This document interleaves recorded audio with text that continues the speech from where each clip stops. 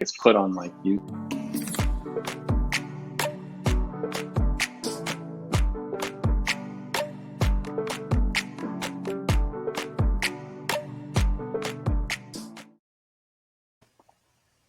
Hi, everyone, and thanks for joining this episode of Meet the Author.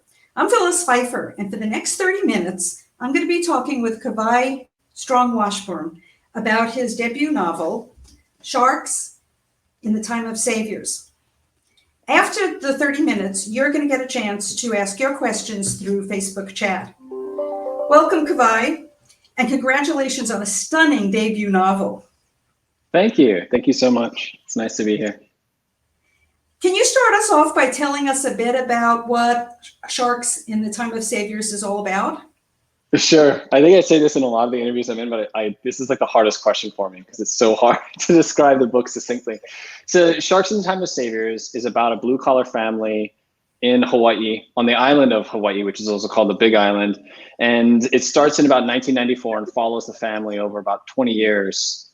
And it starts with the collapse of the sugarcane industry, which takes away the job of the father of the family, Augie. And after losing his job, he's looking for an opportunity to give his children and his family some joy and takes them on a boat cruise, the kind of thing that's typically just sort of reserved for tourists to do. And on that boat cruise, the youngest son of the family falls over the boat and is saved from drowning by sharks. The sharks pick him up out of the water and bring him back to the boat. The family takes this as a sign of blessings from ancient Hawaiian gods. They take it as a sign that their child is supposed to be something bigger and the family is supposed to be something bigger. And as the novel goes on, we see the youngest son, he exhibits some really hard to understand abilities. And so the novel becomes a question of, what are these abilities that he has? How do these fit in with that miracle that occurred? And what does that mean for the rest of the family? And it follows mostly the lives of the siblings as they sort of head out into the world and grapple with all the ramifications of that inciting event. Since its debut, your novel has racked up quite a significant amount of awards and acclaim.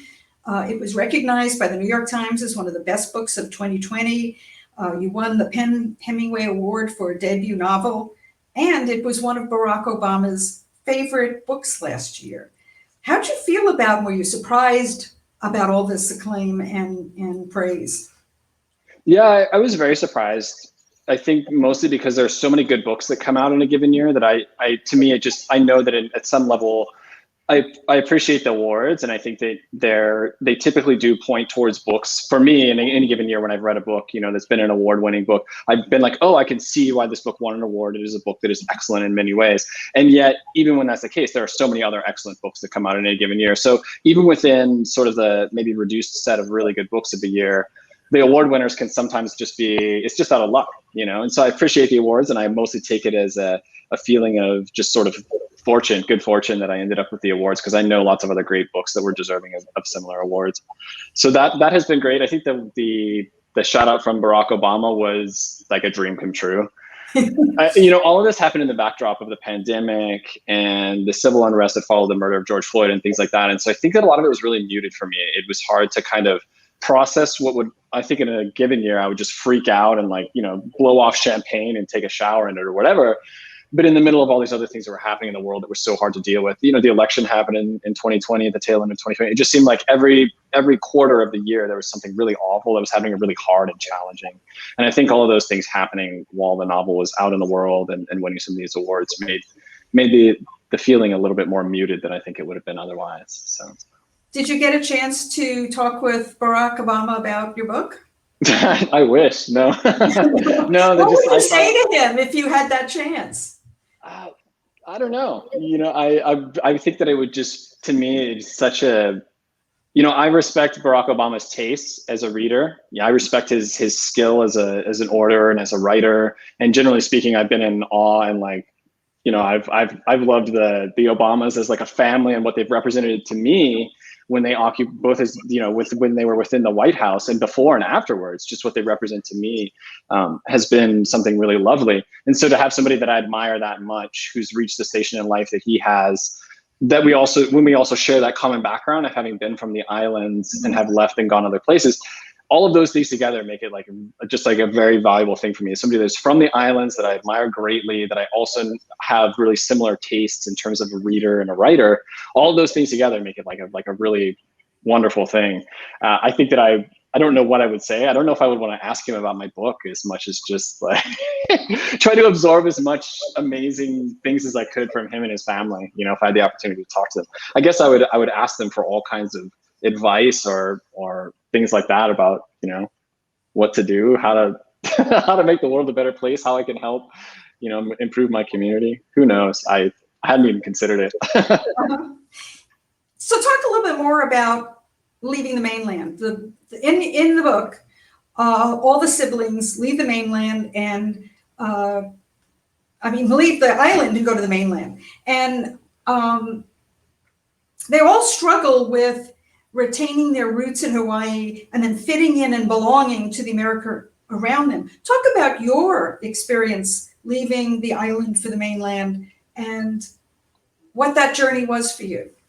Yeah. So when I was writing this novel, I don't really write in like an autofiction mode. And so I don't kind of mine my own personal life and then use that as the source of my writing. I try to really push myself outside of my own experiences and outside of my own existence and draw on other things I've observed and things that interest me to talk about in my writing, as opposed to sort of, you know, working out the things within myself. So a lot of what's in the book is very far from autobiographical. But one of the things that was sort of at the core of the book that I was working on was that very question. Like, what is it about having been born and raised in the islands and then leaving those islands for the continents of the United States? What was it about that was like interesting, surprising, you know, hard? Because I had felt a lot of these things, but had never really been able to put a name on them. Or put a name to them. And so I think some of the things that were the most challenging is that there's just like a very, very different cultural dynamic in the islands. First, I think in a lot of ways, first of all, like I knew from a very young age and throughout my upbringing, my perception of the United States and where it fit in with the history of the islands was very different than I think a lot of people who grow up in the greater, you know, the continental United States might have a different idea of it. If you're growing up in a state whose the story of the state is not the same as it is for Hawaii, which was stolen by the United States through annexation illegally when it had been this proud, independent, sovereign kingdom, right? But I knew from a very early age that was part of the relationship between the islands and the United States. So I had a very different idea of what it meant to be part of the United States and what the United States meant to me just from having grown up in the islands.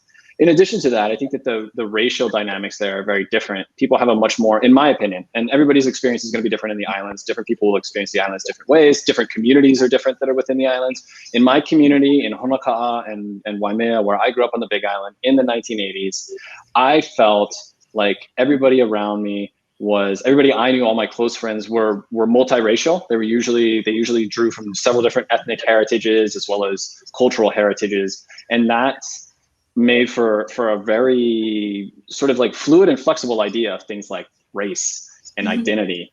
And so I had a very different in that, you know, growing up in that, the formation of my own identity took place in a place that was much less rigid and much more open to the idea of people spanning multiple races. And so I never felt like my race was one of the primary determinants of my identity and my relationship with other people, right? And that's very different than it is in a lot of the United States. So there were things like that. And then there were all the things that we drew on from cultures outside the United States, like, you know, Japanese, Chinese, Korean, Filipino, Puerto Rican, all those cultures brought their many elements of them with them to the islands when they immigrated. And it makes for this incredibly rich and diverse culture around you that you're part of, you know? So it makes for a very rich, multi-ethnic, cultural experience. And those things are very different than they were. And so when I got to the United States, like the continental United States, the references people would have and the place that they would come from culturally and the sort of that, what that perspective gave them was so different from mine that I really struggled to find commonalities and find people I felt comfortable with, especially when I first got to the United States is when I was a freshman in college. And so I ended up actually hanging out with mostly people from Hawaii, you know, when I got to college. Yeah. So, but was there a big Hawaiian population at your college? It wasn't huge. It continued to grow over the time that I was there. I went to a small school, University of Portland, in Portland, Oregon. And so I think that there were probably maybe about 40 or 50 other people from Hawaii that were there. in total across the four, between like Right. freshmen and seniors, which across the four. So that's less than a lot of colleges in the West Coast. There's actually a very large diaspora, like island diaspora on the West Coast of the United States, whether we're talking about Washington, Oregon, California, even Nevada. Those places all have pretty big populations from the islands. So, and yet you've left the West Coast and you're now in snow in Minneapolis. That's right. How did you get Yeah. to Minneapolis? My wife's family is here. We've moved around a lot. I actually met my wife in DC. I was working in DC for a nonprofit. She and I were working together for that nonprofit. That's how we met. I'd been in New York City for a few years before that.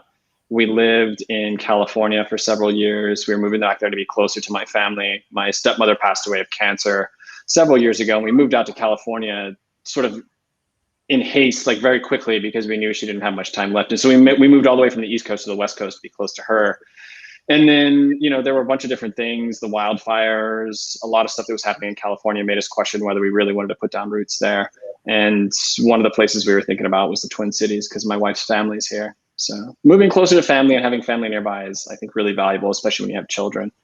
So that was the primary motivator. And can you talk about the journey from, you have a tech background, to being a writer of fiction? How was that journey? Yeah, so I think, when I was in sometime probably at the tail end of my undergraduate years at the University of Portland, I picked up, I was in an English literature class, and it was the first time since high school that I think I had touched, and even in high school, I didn't touch too many of the sort of classic works of literature. I don't know. I was in a different place as a reader when I was in high school. I think I liked genre a lot, like science fiction and fantasy. I was still an avid reader, but I hadn't really thought about stories as being more than anything that's just like a basic entertainment, right? And I picked up some works of literature when I was in college that kind of changed the way that I thought about reading. And so then I spent several years just reading voraciously in kind of the quote unquote literary canon. And that was what made me, when I started having that, I would have these deeper emotional experiences that I would leave a book feeling changed. And, no matter how good a book like Jurassic Park is or something, when the book was over, I was like, this is a really cool story.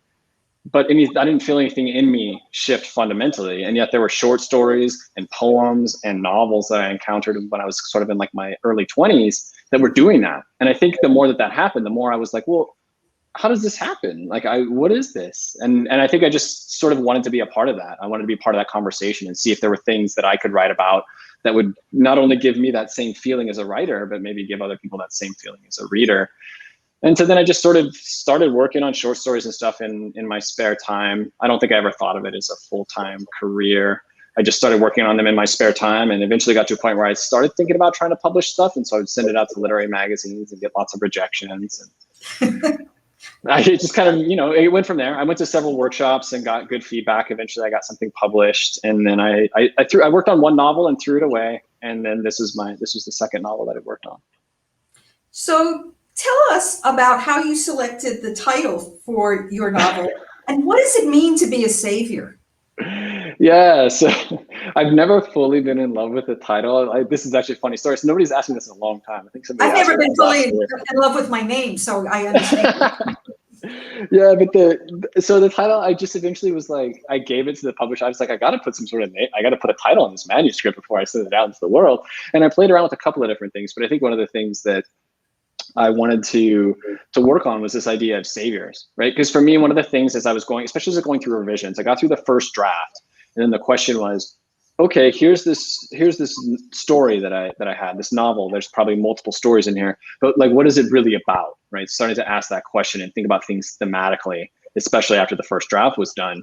And one of the things that I just noticed was at the core of that version that was really interesting to me was the idea of, saviorship, of like, I noticed that the story was sort of interrogating the idea of individuality and what it means to be an individual, and how far you can push that, especially within sort of the larger cultural narrative that exists in the United States, which is a place that is very much an individualistic culture, right?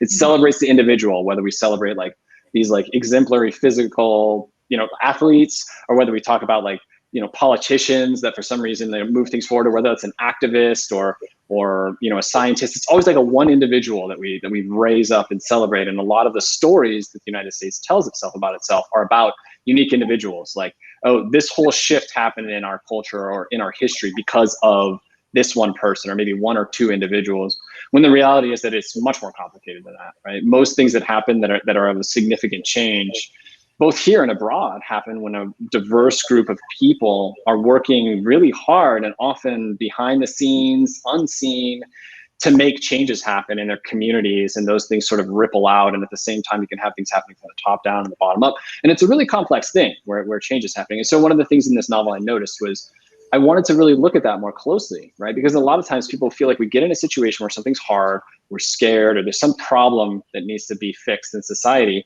And everybody is sort of like, well, who is the person that's going to change that? And we get this idea that there's going to be one person that's going to rise up and fix this thing. And that's not the case, right? And so this novel, I wanted to really dive into that. And so the novel does ask that question ultimately, like, what does it mean? What is a savior? Is that even a real thing? Is a savior a community? Is a savior sort of restructuring the way that you think about yourself in the world? Is a savior actually an individual, right? And so I think that the novel asks those questions and leaves those there.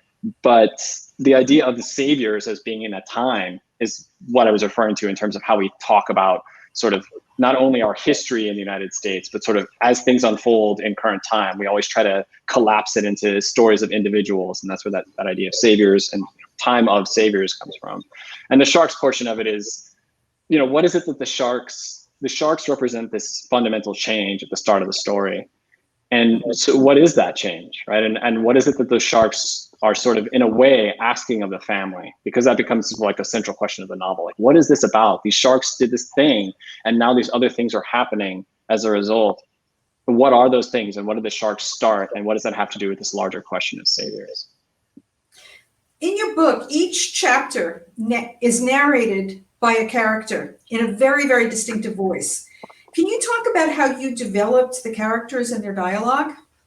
Yeah, so the first year or so of the book was really focused on that. I spent a lot of time with each character individually, trying to get a sense for who they were and their dynamic in the family, sort of their role and their perspective on who they were in the family and who the other members of the family were, and setting those things up in opposition with each other in a way that was interesting, to really look for the friction and the I guess the opposite of friction would be frictionless, but like the places in which they had challenges and benefited from relationships with other individuals in the family. So there was the idea of the family dynamics and each character kind of operating within their own mode in the family. And within that, there was also, a desire to find each character's voice in a way that was very specific to that character and was informed by their experiences and their place within the family, right? So that the very language that is in their heads and in their chapters reflects their individuality. As somebody who I love first person perspective and I love language. So one of the things I find as a reader that I really respond to is language that pushes the boundaries of convention, language that finds its own rhythm. And so I wanted to kind of infuse that into the different characters and to make it distinct among the different characters, and distinct in a way that was true to the interiority of each of the characters. So I spent like a long time, like a year, going through each character in turn, getting a sense for who they were, how they existed within the family, and then doing the work to sort of build out a psyche from that and have a language for each psyche. Right. And so that's like a huge challenge. It took a long time. Even in the final revisions I was sending in, I was still editing the language of each one of them to try and make it as consistent as possible while remaining distinct as possible. And their language also changes over the course of their lives. So the way that they think and talk when they're kids is not the same as the way they think and talk when they're adults. So I added an extra challenge by trying to make that in there as well. Yeah, the Dean and Malia, oftentimes, especially in the beginning, speak in pidgin slang. And I had a hard time when I started reading the book to wrap my head around what my brain was trying to correct the grammar of what I was seeing. And then once I got into the cadence of their speech, it helped me understand their personalities. How hard was it to write in pidgin? It was very hard. And I think one of the things that I tried to focus on was threading the needle between the experience you described and the experience I hoped would happen, which it sounds like you had both and you sort of drifted over time, right? But I knew that for just about anybody that was reading the book that wasn't from the islands, they would be unfamiliar with the pidgin, and it would be a challenge and at some level to like slip into that language, because I myself as a reader have that problem as well. When I'm reading something that is using a different grammar than I'm used to and is using different words, and those words are placed in a way that makes for a different rhythm, it can be a challenge because your brain is so used to reading in one way, and all of a sudden it's presented with things another way, and it starts that auto correction, right? And so what I did is I tried to write it in a way that hopefully minimized the amount of auto correction that was there. You'll notice there's not a lot of extra punctuation. So if you write if you were to write almost like a straight translation or a straight sort of rendering of pidgin, the way that it's typically rendered in the islands, there'd be a lot more apostrophes, there'd be a lot more abbreviations. And I kind of pushed back on those and didn't use those in the hopes that visually reading it on the page, some of those things wouldn't trip readers up, because it trips me up. Like when I read older stuff that's written in the South, and they use a ton of apostrophes and a ton of contractions, my mind, it really slows my mind down. It takes a lot of work to sink into the language. But I've noticed if we just remove some of those punctuations and keep some of the spellings the same without sort of violating the truth of the rhythm, then it makes that a little bit easier for me as a reader. And so I wrote hoping I could kind of split the difference and make things work in a way that still worked rhythmically, but hopefully didn't slow down readers as much. And I also like the way it works visually when there's less punctuation. I feel like it flows more easily in the eye. So I did all of those things to try and make it work as well. I think some people have read it and felt like that I wasn't using quite the most truthful version of pidgin in terms of the way we're used to seeing it written in the islands. But that was because of that. I was trying to find something that felt to me visually like it captured the rhythm while also minimizing sort of the mental work it takes to sink into it. Did you speak pidgin as a child? Some. It got worse as I got older. By worse, I mean I picked up more of it as I got older because I wanted to be cooler. When I was younger, I just sort of stuck to like the language I learned from books and things like that, right? So I was very much spoken, like a high diction, informed by like reading. And as I got a little bit older and really wanted to be cool, I could kind of slip into the language a little bit more. My brother noticed it. My older brother came back from college after he'd been gone for like 2 years or something. And he was like, "You're speaking in pidgin in a way that you didn't used to." So I picked some. Is that in high school? That was in high school, yeah. So when you came to the mainland, did you drop it? Yeah, and it was never that strong. I would just slip into it sometimes, but it was never super strong. I was always kind of just a very light accent for me. And some parts of it hung around while I was in college because I hung out with people from Hawaii. But it was never that strong or pronounced, and I could kind of slip in and slip out of a little bit of the rhythm of it, depending on who I'm with. Which of the 5 characters did you like best? And which one's most like you? Yeah, so I tried really hard in any situation in which the character behaved like me. I pushed back really hard and tried to make them do things in very different ways. So I tried to make the characters ones that most of the choices they would make and the ways that they thought about the world, I really challenged myself to not use myself or put myself into that, but to push outside of it into the truth of those specific characters. I'm sure that there's still some aspects of me that showed up in the novel. I'm sure people would look at it and be like, "Oh, that's you." Like people that know me would read this section and be like, "That's you." Not Dean, though.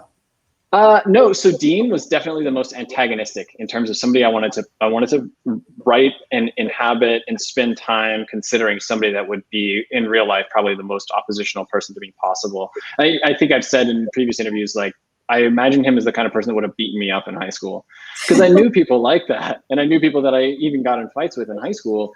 But some of those people have since passed on, and I know that people showed up to their funerals that deeply loved them and that had really positive relationships with those people over time. And so the idea that just because there's somebody that you can have a very antagonistic relationship with, but there's so much about the way we are as people that's contextual. And in a given context, we are certain people, and then in another context, we're a different person. And so I really wanted to challenge myself to have a character that in many ways, for a lot of readers, I'm also assuming, at face value, when you first meet Dean, he's somebody that you don't like. A lot of people are not going to like Dean when they first meet him. But I challenge them to, if they stay with him over the course of the novel, I think they'll see some things about him that are incredibly beautiful. He's very brave. He's deeply loyal. He does some of the most important work for the family at very important times in their lives. He makes probably, in my opinion, the most important sacrifice that happens in the entire novel. he makes. Finding Noah, looking for Noah. There's a bigger one than that. I don't want to give it away in case any readers haven't Okay. seen it, but it has to do with him and Kawai. It has to do with him and Kawai. There's something he does for Kawai. You're right. That to me is like the biggest sacrifice in the novel. And so he does that. That was instinctual for him. He didn't think twice. Yeah, that's right. And even when we're talking about the one we're talking about earlier, when he's in the valley, right? He's spending all this time in the valley at one point for a variety of reasons, and he's there and he's living alone. He's living in these really hard conditions. But again, he almost like he doesn't even think twice about it. When everybody else sort of turns away from the thing that needs to be done, he's the one that stays there and is like, I'm going to stay here until we complete this, right?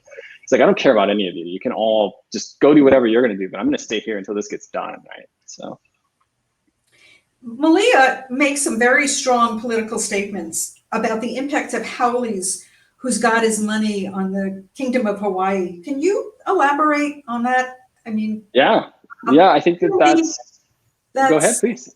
No, go for it. I was just going to say, I think that for a lot of people, I think one of the other things that was very important to me in writing this novel is, we talked about this from the start, the experience I had growing up in the islands and the things that I knew about the world as a result of being in a place that had been a powerful independent kingdom that was taken by the United States by force, illegally, at the behest of a group of rich men, essentially, that wanted this to be an agricultural export, a place of agricultural export in which they could maximize their return on investment through bringing Hawaii into the United States, right? Like that was really the ultimate decisions that were being made about the islands and how it became a state were through those terms. And I've known that growing up, and having lived in the United States as a person of color, and just in case anybody isn't aware, I've spoken about this in several interviews, I'm a mix of black and white, or you can call it African-American, European-American, whatever terms we use.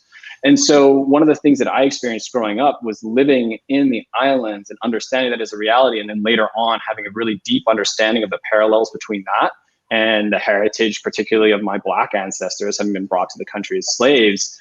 Those two things for me are like fundamental parts of my identity. And so having left the islands and experienced the ways in which most people think about the islands and the way that it occupies the sort of popular imagination in the United States, it is often depicted as a sort of product, a packaged product for a fantastic exotic vacation destination on which primarily a white person's imagination can play out, with the islands as a backdrop for that. As something that can just be sort of taken. You come to the islands on your terms and you say, I want this thing from the islands. I'm going to come and get it and take it and leave. And that's all the islands are to me, right? And I'd seen that implicitly and explicitly presented in so many different forms of popular culture, whether we're talking about advertisements on the radio or movies or whatever, that I just really wanted to push back against that. And she's, I think, a very true expression of the way a lot of people from the islands feel about their relationship with the United States, and with all of the things that have played out from even before annexation occurred, from the time that colonization began happening in the islands. And I wanted to put that out there in a way that was very strong so that a lot of readers would pick up on that. I didn't want that to be lost. I didn't want that to be subtle. I wanted that to be right there as one of the main important facts of the book. Yeah. Talking about movies, if Sharks were made into a movie, who would you cast in each role?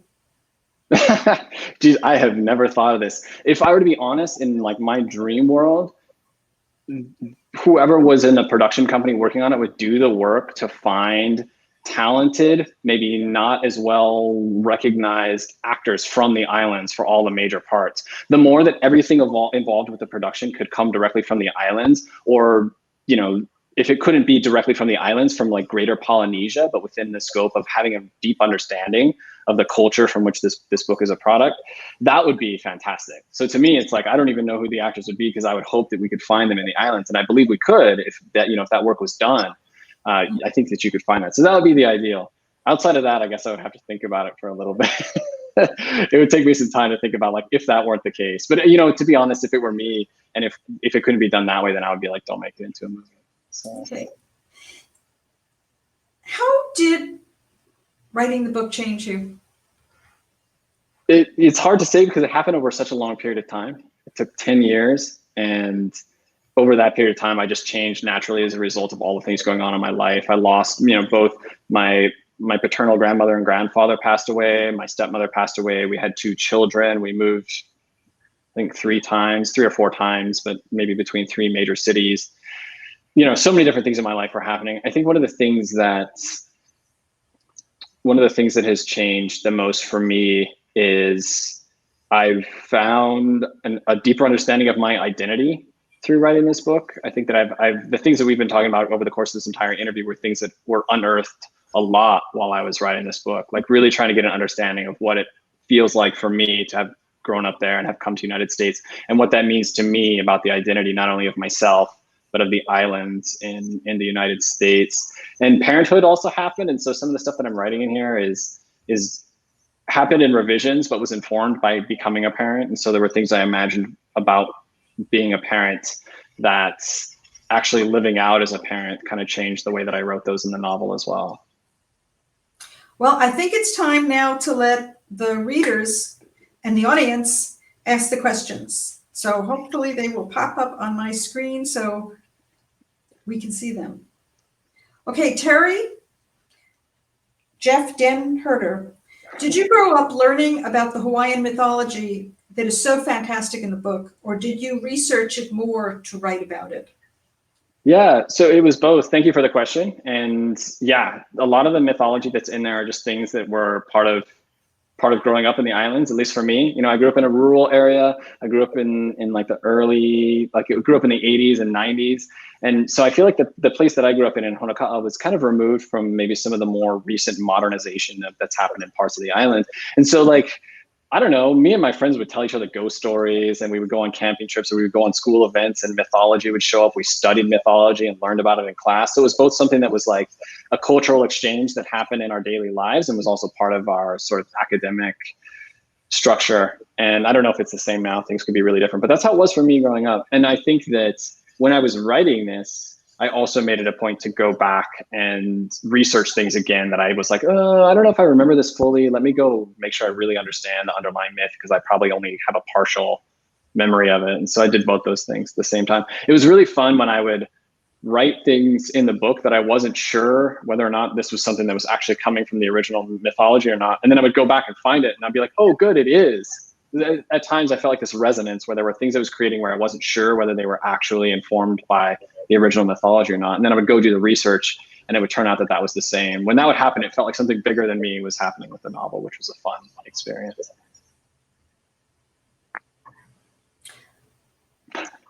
Back again, thank you for writing this book. It was my favorite in 2020. And that's again from Terry Jeff Den Herder. Yeah, thank you so much. Christine Barber, what was the inspiration for sharks in the time of saviors? And any real life stories you've included in the book? Yeah, so I think a lot of the things we've already discussed were what we could say were inspirations. The original image, which was the child being saved from drowning by a shark, that came to me as an image. And I don't generally write from a place of serendipity or sort of like magical inspiration. For me, I think that writing is very much just sort of the act of having things you're interested in trying to figure out on the page and then doing them. But in this case, that image of the child being saved from drowning was something that it just showed up in my head one day. I don't know where it came from. And it bounced around in my head for a while before I decided to sit down and write it. It might have been a couple of years where it happened, and I was like, oh, that's a really interesting image. And then I moved on, but it kept showing up. I would be like washing the dishes or waiting for the bus, and it would keep coming back. And so I finally was like, well, what is this? Let me engage with it and figure out what it is. Is this a story? Is it a novel? Like, what's going on? So that's kind of where it started. And then I went from there and started working on a lot of these other themes that we discussed previously. I did not include any real life stories. Like I said, this is, I really wanted to, my life's boring. My life is not that interesting. I don't think anybody really wants to read about my life. And so everything that's in the— I beg to differ. Just talk well, I don't know. But real life stories, there are none in there. But I will say one of the places where I drew on personal experience a little bit was Kawai's rock climbing that's in there. I'm a rock climber, and I had been a pretty serious rock climber for quite some time in my late 20s. And there aren't that many books with rock climbers in them. And so when I was trying to figure Kawai out, one of the things that I thought was really interesting is sort of what she does with her body physically and how she interacts with the world through her body. And it seemed like a great opportunity to like does rock climbing make sense? And it did, and it worked out. And so then I definitely was able to draw on my personal experiences as a rock climber for her section. Thank you. Pamela Razzo, what projects are you working on now? Yeah, thank you. And I think I can see the Facebook picture. This like Tower Bridge in London is in the background there. That's cool.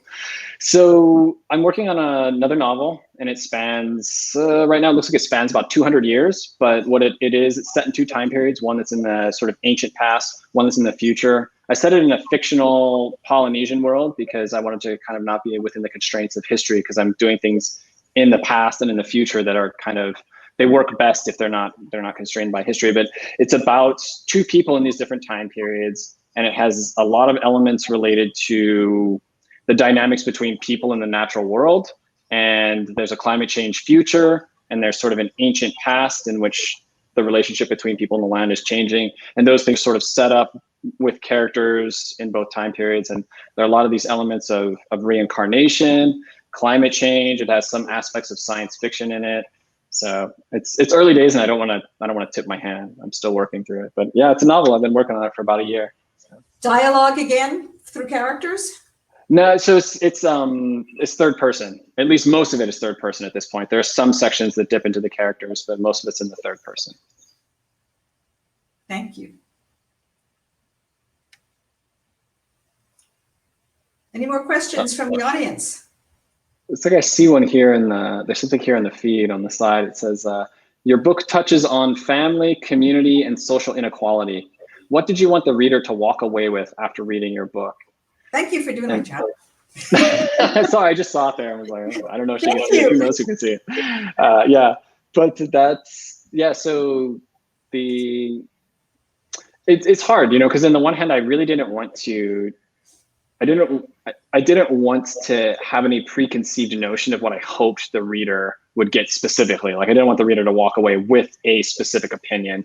And so to the extent that I didn't want that to happen, I tried to avoid having it seem polemic or spend too much time sort of lecturing the reader. But, for me, I think what I really wanted to wrestle with is, we talked at a high level about sort of some of the things I see as being major cultural themes, or the ways in which we have a narrative in the United States about how individuals live within something like a country. I wanted to look at parts of the United States, not only in, say, for instance, Hawaii, where the sort of everything about the way Hawaii is now is the way it is because of things that came before it. One of which is an incredibly important event, was annexation, right? The final colonization of the islands and the theft of the islands. But there are a lot of things about the United States in general that are bigger than that, but touch on the same things, right? So we have massive inequality in the United States, and it's getting worse, right? Socioeconomic inequality continues to get worse. We're seeing like rich people, the gap between somebody who's incredibly rich, like the wealthiest, again, we talk about like the 1%, and the people that are at the end where they're living paycheck to paycheck, that disparity is significant and continues to widen. And if you're at the lower end where you're living paycheck to paycheck, what that feels like as like a life is so far removed from what's on the other side. And it's something that we talk about sometimes, but I think that people aren't willing to look it in the face, because the reality is there's a choice, right? A lot of the things that happen right now in the United States are like, it is by design. Like ghettos are by design. The inequality in this country is by design. It is not an accident, right? And so I think that experiencing that and having the readers experience it and think about it without being too polemic about it was one of the things I hope people came away with, right? I think, for instance, there's an eviction scene. I'm not giving anything away by saying this. There's an eviction in the book. And I have seen that happen before. And it's like it is like the final brutal capitalist calculus when it's like you now lose a home as a result of a variety of things. Some of those things might be your own choices and your own mistakes, but ultimately it's like somebody comes and is like, you now no longer have a home, right? It's an incredibly significant event in somebody's life, happens all the time in this country. And it was something that I wanted to put in there just for the reader to experience. You can come away from that with whatever choice you want. You can read into that and be like, well, whoever that is deserved it. And if that's your opinion of what you read coming out of it, then that's your opinion. And I hope some people will see that and maybe reconsider their ideas about what it means to live in this country and what the terms are of living in this country. I could go on and on, but I think I'll stop there. Two more questions. Looks like we have time for. Two more questions. Okay, from Jared Whitlock. The critical reception to your book has been positive. Do you follow reviews very closely? Do they influence your work in any way? Yeah, it's a good question. It's interesting. I was in an event with a couple of other readers, and one of them was like, "I never read reviews about my work," and I was like, "Wow, that's actually, I like respect, like somebody that's just like, I do not care what anybody thinks of this book once it's out in the world." For me, I think that I'm always open. I want to improve as a person. I want to improve as an artist. And so I think that I'm always open to receiving criticism from people whose opinions and values I trust. Meaning I made it a point to like read reviews from places that I trusted and believe the reviews, versus like, I don't know, I don't read reviews on like Amazon, right? Like people reviewing my book on Amazon, for the most part, I don't really pay attention to that, because those readers come through it from a variety of places. They're readers with a variety of backgrounds in terms of how they think about reading, how they engage with books and works of art. And some of that, I'm just like, some people are going to read this and they're just not going to get it at all. And that's totally cool. But the people whose opinions I value and trust, and the people who spend a lot of time thinking about books and reading and art, some of those people, I think for me, it's important to see their reaction and understand if there are like major failings in my art or things like that. It's always good for me to see those things and be like, oh, I should think about that a little bit more, and you never know. But at the end of the day, I also am willing to, by the time I let go of this book, I was sort of like, that's it. That's the best I could do with it. And so people are going to love it or they're not going to love it, but it has a lot less to do with me once it leaves my hands. So it's kind of a mix of both. Last question. John Allison Diesel. It does seem as if the land of Hawaii was breathing through you and your book. So powerful. Do you have the sense that you can recapture this when writing about another location? Yeah, I think so. I appreciate that. It's a very, very nice thing to say, but I think it's also that I think that can be done. Yes, I do. And I think that that's also one of the things with speculative fiction, right? So if you're writing a world that is like not even a world that exists, like let's say you're writing a fantasy, you're writing a fantasy trilogy, or you're writing a book in science fiction that's set in a future or a world that's entirely different. I think that you can do the work to make that place come alive in really resonant ways, as long as that's one of the things that as a writer interests you or that you want to focus on. And for me, that always is something like the place in which the thing is set being, a part of the story for me is really important. So I hope that I'll be able to do it. You never know. You can always try and fail, that could always happen for me too. So. Well, thank you, Kawai, for sharing this fascinating story. And I want to thank all of you for joining us today. You can order Sharks in the Time of Saviors through the Festival of Books bookstore. The link is below. Purchasing the book through the Festival Bookstore supports our local indie bookseller partners, and as a local business, they are vital to our reading and books community. Join us again for Meet the Author on July 15th with cookbook authors Sam, the cooking guy, and Kelly Senya, founder of Just a Taste. They will answer the question, what's for dinner? We're weeks away from the San Diego Union-Tribune Festival of Books, presented by the University of San Diego. This year, we will deliver the festival on August 21st as a virtual experience with award-winning authors, poets, and storytellers, including Madeline Miller, John Grisham, Jordan Ifico, and more. From young readers to adults, these are events anyone and everyone can enjoy. You can visit sdfestivalofbooks.com to see the complete lineup of authors and events. Thank you, Kawai, for being with us, and I hope you enjoyed meeting him. Good afternoon. Thank you.